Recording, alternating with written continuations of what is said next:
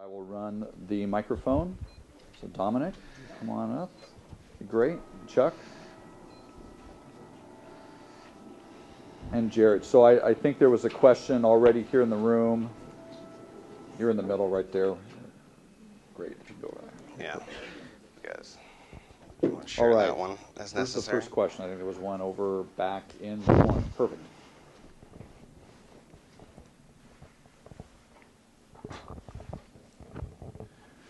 I was just going to say that one of the things that I noticed when you were talking about like poor grammar and poor spelling being in some of the phishing emails, what I've noticed in a lot of them as well is the grammar as well as the spelling sometimes will be in British English.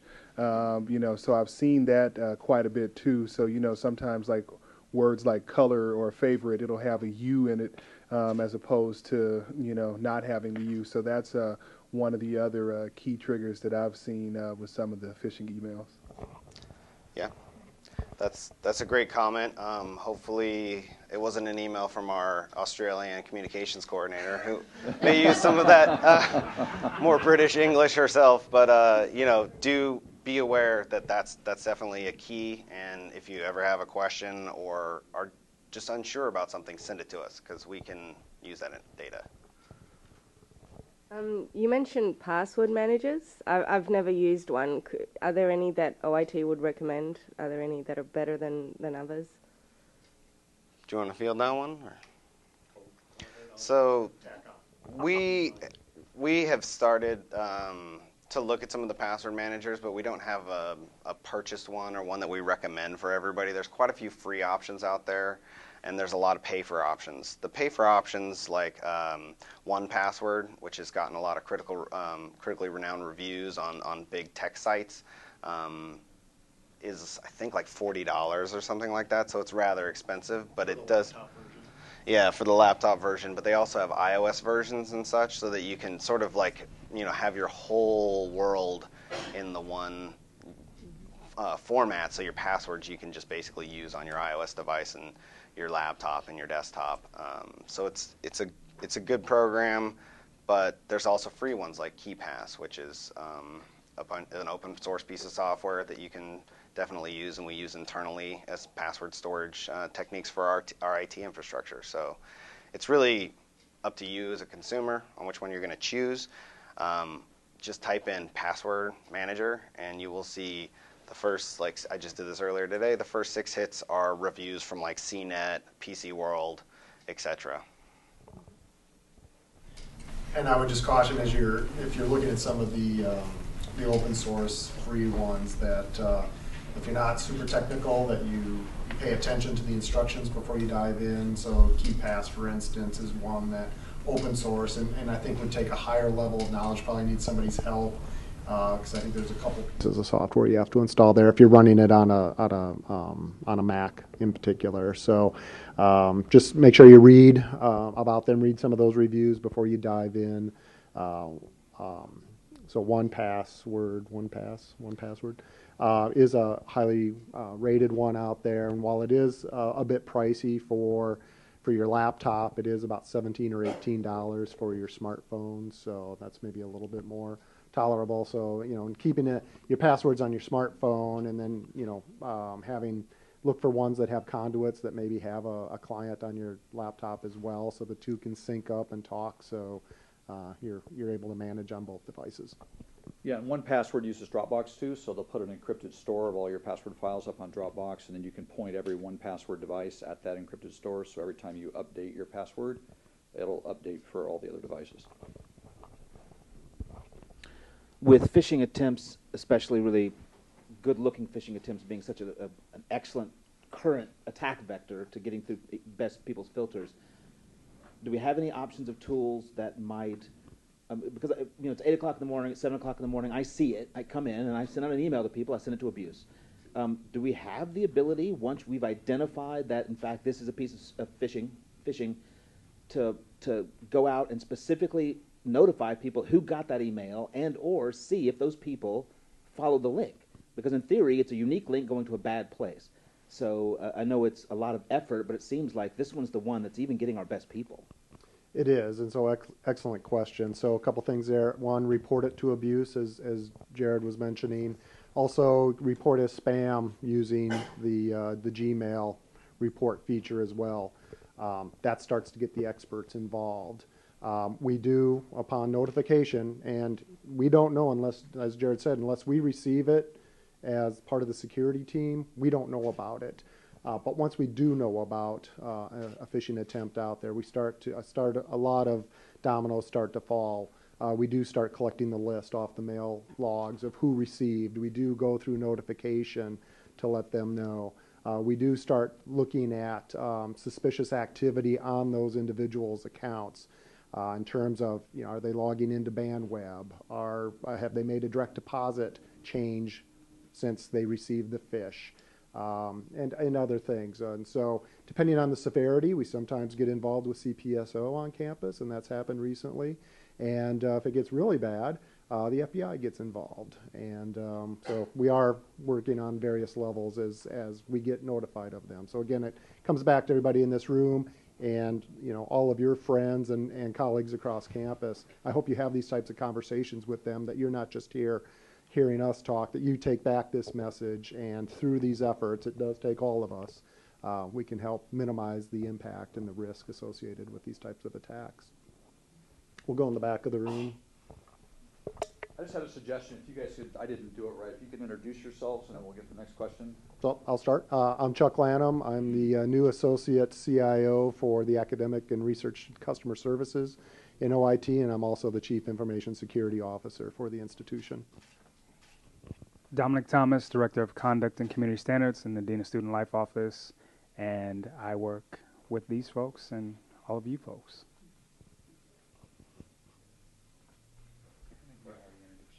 Yeah, and I'm Jerrod.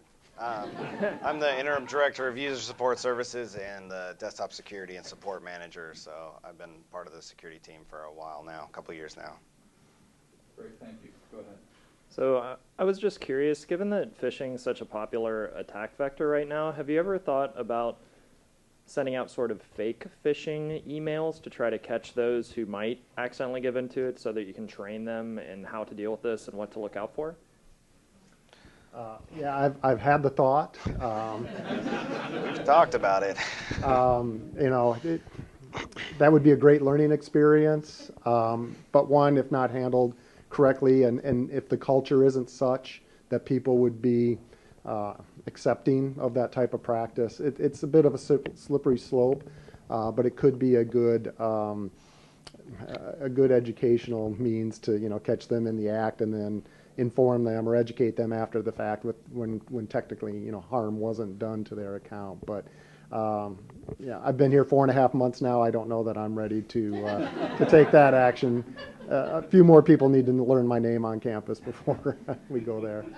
I'm going to pass this. Just quick summary. It's probably done more damage for the security office than good, and that's been done in higher education for 10 years. They've tried different things like that, and the problem is that it creates a lot of bad will instead of goodwill. So it sounds good until you get the president of the institution to respond to one of those, and then people get embarrassed. Sometimes it doesn't go well.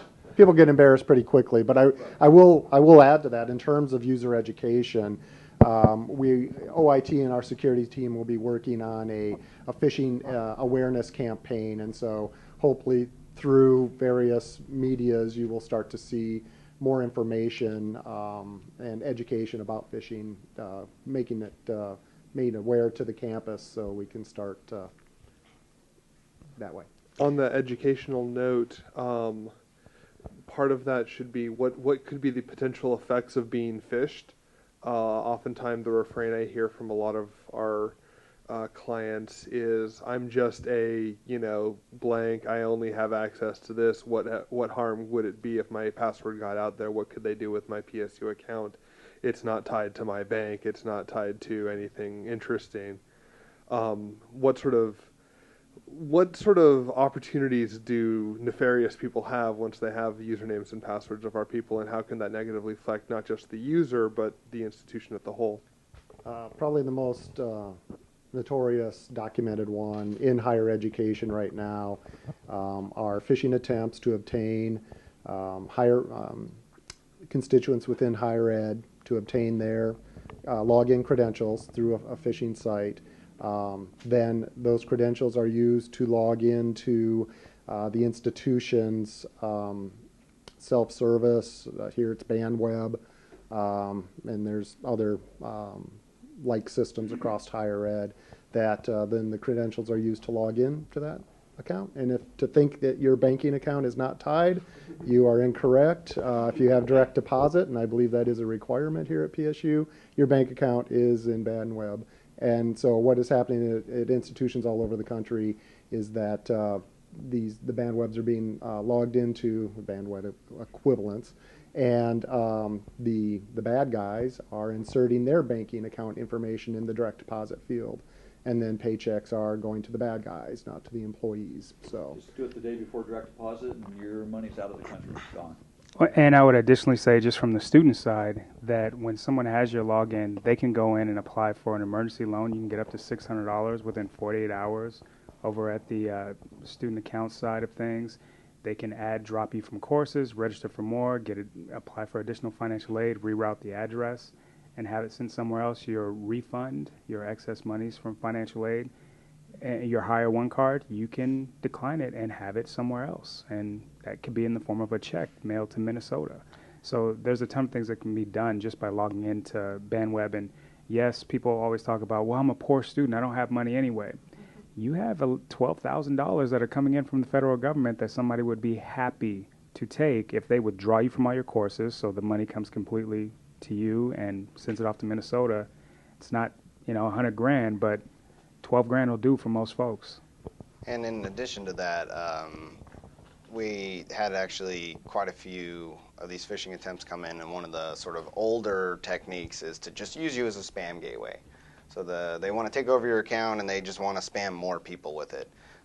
Usually really obvious, marketing link-through spam that's not quite as crafty as some of these phishing attempts. But if they get a hold of a whole bunch of accounts and they start using our mail gateways as spam gateways, what happened actually on the first day of term is that lowered our rating and put us on some gray lists. So other mail agencies denied our mail for a little while, and we had to act very quickly to resolve that issue. So again, it's a shared responsibility. You got phished, but that affected a whole bunch of people for about an hour in their ability to send email. But it was the fact that bunches of the accounts simultaneously and then all at the same time that happened on. But again, it's a very shared responsibility thing. One more push for the low-tech side of things that we're talking about phishing. I often am in the middle of cases where an ex, well, their current at the time, gives them the password to do something for them. I know it's a newsflash, but people break up. And so some people want to hurt the other person after a breakup. And if they have access to your account, all of a sudden you're withdrawn. All of a sudden your loans are canceled. All of a sudden all of these things. And they feel, oh, I've got hacked. No, your ex was given your stuff a month ago. And guess what? That person moved out. So there are very low-tech ways of all of this. Dominic, I wonder if you could tell us what your process is if there's a phisher who is also a PSU student, or a PSU student who's doing other illegal business online. How do you find them? What consequences are there for them in terms of PSU and otherwise? So in terms of the bad actor being a student, many times I'd be notified and verify it through the security folks here on stage would notify me. We'd get it isolated to an individual somehow, some way. And it's a violation of our code of conduct, the acceptable use, depending on what's being done. There's threat, harm, theft, all kind of things that are possibly associated with it. In terms of outcome, I'm going to look at the severity and what scope it was. Was it an ex that just, I withdrew him from all his courses, or withdrew her from all her courses because I was mad at them? And is it that, or was there an attempt at a larger impact on the community? And was it theft on a grand scale, or was it, financial aid records, all of these things? And I am very quick, as many of you guys know me. Our process and conduct is first educational, and there's a lot of education to being suspended and or expelled. It gives you a lot of time to think, a lot of time, self-reflection, and I have no problem separating a student that is causing a widespread impact on the campus with something like this, as opposed to a more localized, maybe they withdrew their ex-partner and there was an issue, and still, it's a significant offense depending on the impact and the severity, but by the most outcome extreme would be that separation from the institution. And outside of that, we try to educate a student, but if a student is actively going out and trying to steal and or harm and corrupt hundreds of thousands of students because they're mad because they got a bad grade, then there's no reason for them to be here, and I don't see any possibility of them being educated out of that. So separation is ultimately what we do. Referral to the local police department? Oh, absolutely. If it is a crime, there's some stuff that's, not going to be taken forward by the DA, and there are computer crimes that are often overlooked. But as far as reporting it, absolutely. We just don't have any control in that process. That's a criminal process versus an administrative process. And administratively, I'm going to approach it from an educational standpoint with a student, and that separation may be the result. I just had a quick follow-up for Tyson's question on, what possible harm could it do if, a single student's account was hacked. Most people have the same password for most of their sites, not following Jerrod's guidelines. So, yes, maybe your PSU account can't do that much, but, if you use that same password on 50 different sites, and they have your name, your email address, and that password, they can get into everything. So.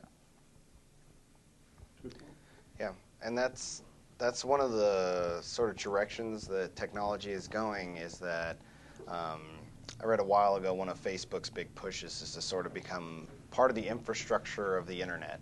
And the way in which they're becoming the infrastructure is they're like our single sign-on, where CAS and our central authentication service gets you into all these different PSU systems. It makes our lives very easy, instead of you having to have different passwords for many different systems, which actually was the reality a while ago. Facebook, the login with Facebook thing, you've seen it on a ton of your mobile apps, you've seen it on all kinds of things, is becoming basically your one password for everything. That's actually better. If you know you got hacked, you can change your password in one place and you can fix all those problems instead of having to try to remember all those things. But it is also more dangerous. So you need to be even more careful with your Facebook password if you're using it as a login for many other services, because they could potentially get to your Mint account, which is tied to your bank account, which shows all of the information about what's going on with your finances.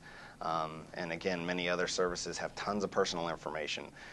They can easily cull that information, put it together, and probably guess a ton of your passwords with that kind of thing, because most people use tons of personal information in their passwords in other sites. So you have to see how this is all interrelated, be very careful. I actually would recommend, though, that you do use login with Facebook on many sites over creating accounts on many different you don't know who they are websites, because you don't actually know the level of security, and I would trust that Facebook is doing a pretty good job at protecting the passwords from the system side.